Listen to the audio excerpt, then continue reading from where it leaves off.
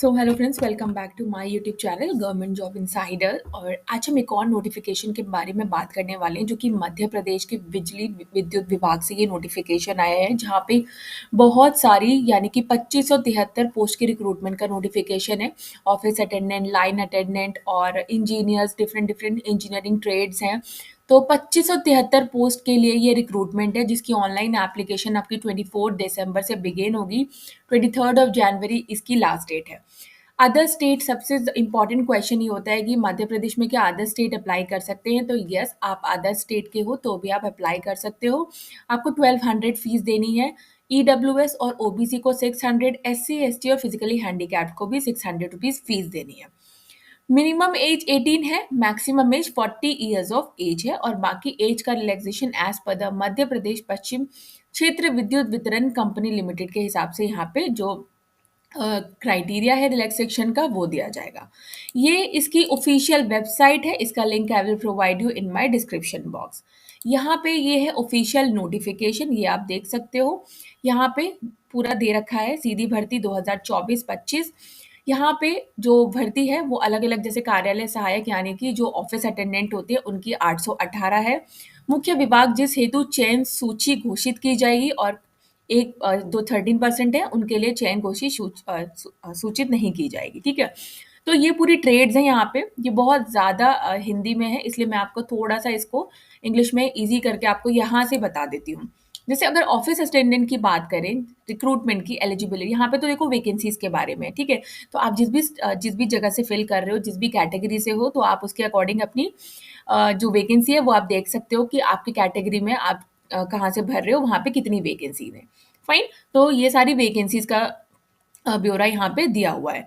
उसके बाद सबसे पहले उसके बाद हम बात करते हैं एलिजिबिलिटी की, कि एलिजिबिलिटी क्या है यहाँ पे, क्योंकि वो भी बहुत इंपॉर्टेंट है। बहुत सारी पोस्ट है तो सबकी जो एलिजिबिलिटी है वो भी डिफरेंट डिफरेंट है यहाँ पे।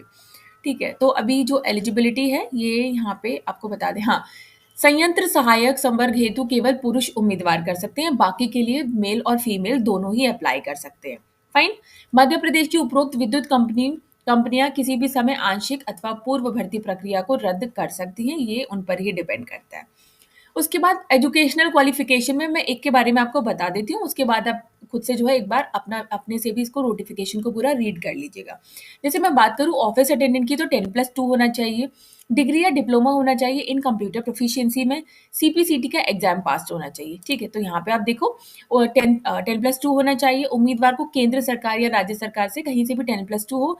उसके बाद इनमें से कुछ होना चाहिए आपका यूजीसी द्वारा मान्य प्राप्त विश्वविद्यालय से, या तो डिप्लोमा होना चाहिए या फिर एनआईएलईटी से होना चाहिए। एनसीवीटी नई दिल्ली या एससीवीटी मध्य प्रदेश से कंप्यूटर ऑपरेटर प्रोग्रामिंग का 1 वर्ष का आपने डिप्लोमा या कुछ भी सर्टिफिकेट आपके पास होना चाहिए।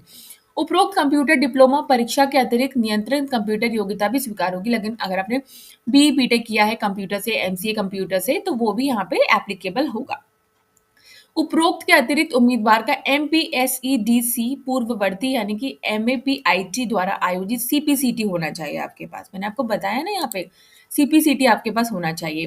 कंप्यूटर का डिप्लोमा होना चाहिए, 10+2 होना चाहिए। ऐसे ही लाइन अटेंडेंट की बात करूँ तो 10 पास होना चाहिए, और उसमें आपके आईटीआई का सर्टिफिकेट होना चाहिए इलेक्ट्रीशियन, लाइनमैन और वायरमैन के लिए। रिस्पेक्टिव जो आपका एक्सपीरियंस है उसके लिए भी आप यहाँ पर एक बार देख सकते हो। जैसे लाइन वितरण के लिए मैंने आपको बता दिया, 10th होना चाहिए, आईटीआई का, एनसीवीटी एससीवीटी का आपके पास डिप्लोमा होना चाहिए। उसके बाद यहाँ पे देखिए सब इंस्पेक्टर का है, बैचलर्स डिग्री होनी चाहिए और एक्सपीरियंस होना चाहिए पुलिस में, जैसे सुरक्षा उप निरीक्षक।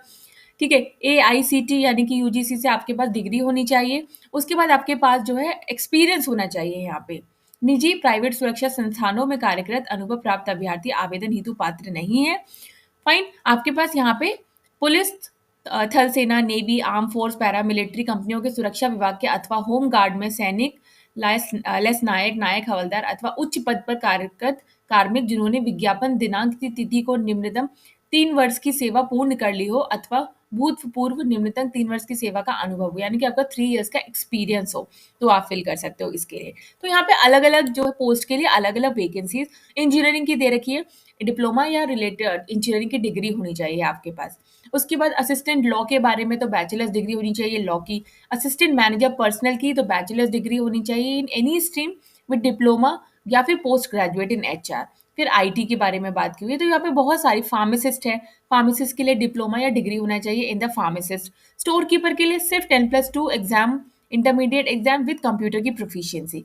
तो यहाँ पे मोस्ट ऑफ द जो जॉब्स है ना वो 10+2 exam with BSc nursing, 10+2 exam with diploma या degree in lab technician, radiographer के लिए 10+2 with diploma degree in radiography, ECG के लिए 10+2 exam with diploma degree in ECG, fireman के लिए 10th ही चाहिए विद फायरमैन की ट्रेनिंग हो आपके पास, पब्लिकेशन ऑफिसर के लिए post graduation in mass communication, security guard की है 10+2 intermediate exam with experience in arm force होना चाहिए, प्रोग्रामर में आपके पास बीई बीटेक या एमई एमटेक होना चाहिए कंप्यूटर साइंस, वेलफेयर असिस्टेंट की बात करें तो एमएसडब्ल्यू की डिग्री होनी चाहिए, सिविल ऑपरेटर ट्रेनिंग के लिए आईटीआई का मेसन ट्रेड का आपके पास डिप्लोमा मतलब आईटीआई का सर्टिफिकेट होना चाहिए।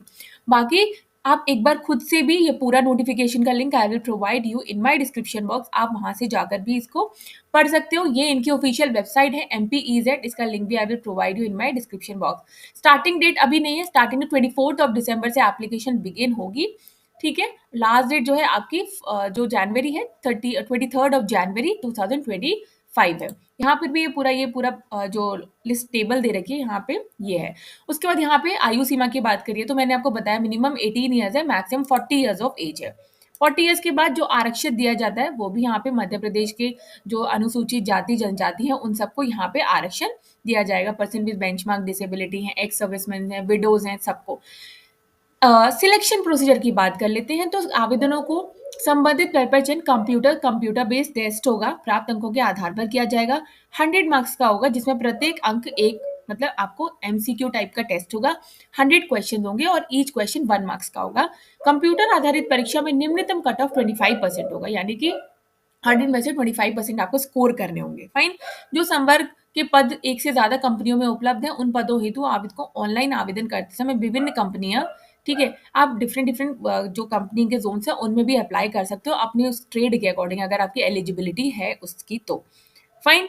उसके बाद दिव्यांग आवेदनों को सलाह दी जाती है कि वे कंप्यूटर आधारित परीक्षा में सम्मिलित होकर सामान्य भर्ती प्रक्रिया में भी भाग ले सकते हैं।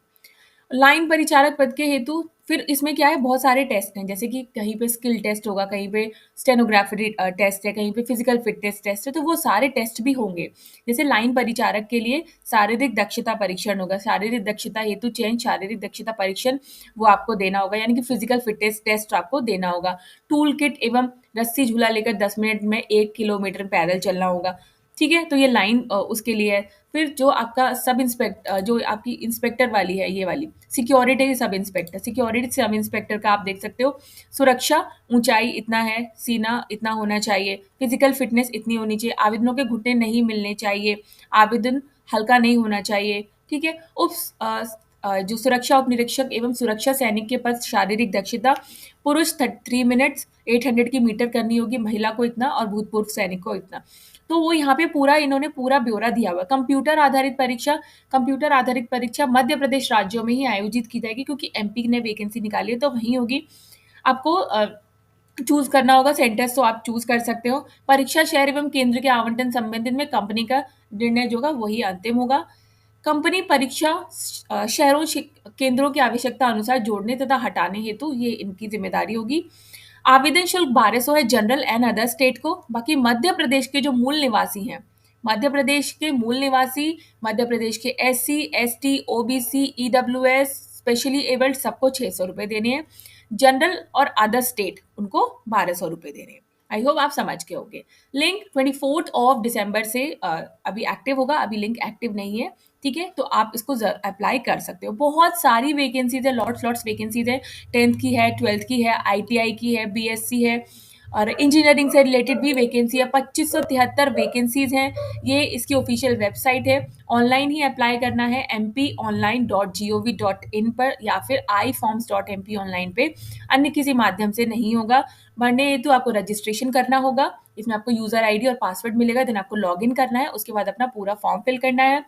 ऑनलाइन के समय आपको 10th की मार्कशीट लगानी होगी। मध्य प्रदेश मूल निवासी स्थायी निवासी प्रमाण पत्र आपको देना होगा, जाति प्रमाण पत्र लगाना होगा, इकोनॉमिक सर्टिफिकेट लगाना होगा, दिव्यांगता का उपरोक्त संबंधित पद हेतु निर्धारक जो आपके एजुकेशनल क्वालिफिकेशन है वो लगानी होगी।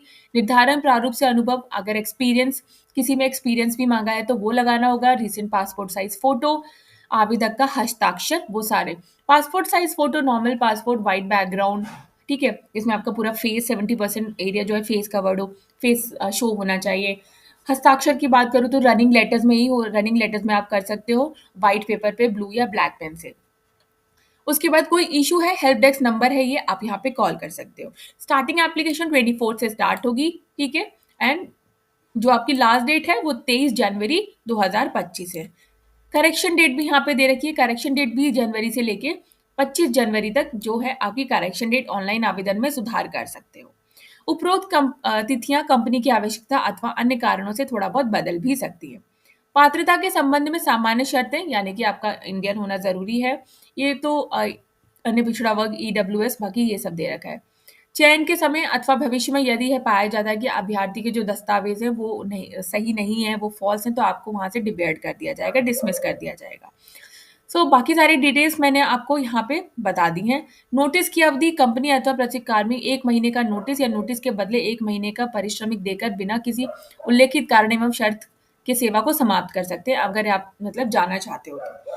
बॉन्ड की वैधता, यहाँ पे एक बॉन्ड भी फिल करना होगा, ठीक है। अभ्यर्थी को प्रशिक्षण अवधि तथा प्रशिक्षण अवधि सफलतापूर्वक जो ट्रेनिंग पीरियड होगी, ठीक है, पूर्व करने के उपरांत 3 वर्ष की सेवा के लिए निर्धारण प्रारूप सेवा से जमानती अनुबंध पत्र 500 के, यानी कि जुडिशियल स्टैम्प बनवाना पड़ेगा 500 का, ठीक है, कि आप 3 वर्ष तक मतलब आप जो 3 इयर्स की जो जॉब है उसको करोगे और उससे पहले उसको छोड़ के नहीं जाओगे।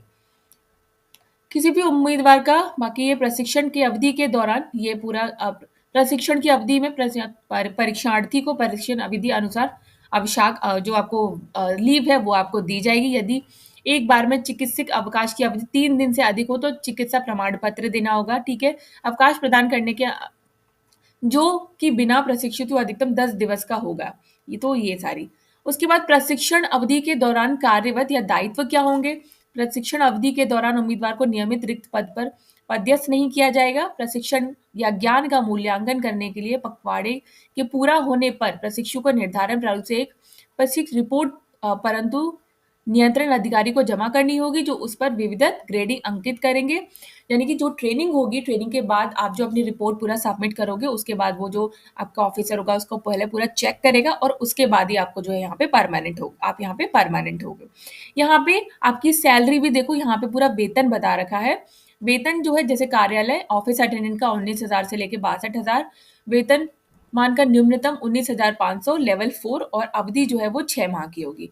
अनारक्षित वर्ग हेतु 1,00,000 रुपए एवं अनारक्षित वर्ग हेतु 50,000 रुपए। यहाँ बॉन्ड की राशि है, ये बॉन्ड की राशि आपको फिल करनी होगी कि 3 इयर्स तक आप इसको मतलब जॉब से नहीं जा सकते। तो यहाँ पे सबकी सैलरी भी लिखी हुई है, तो वो भी आप यहाँ पर देख सकते हो। आई होप बाकी सारी चीज़ें मैंने यहाँ पे पूरी अच्छे से यहाँ पे क्लियर कर दी हैं। Still if you have any doubt तो आप मुझे कमेंट बॉक्स में लिखकर ज़रूर बताइएगा and I will reply as soon as possible. तब तक के लिए वीडियो अच्छी लगे तो चैनल को like share subscribe and bell icon button को प्रेस करना नहीं भूलेगा। तब तक के लिए नमस्ते।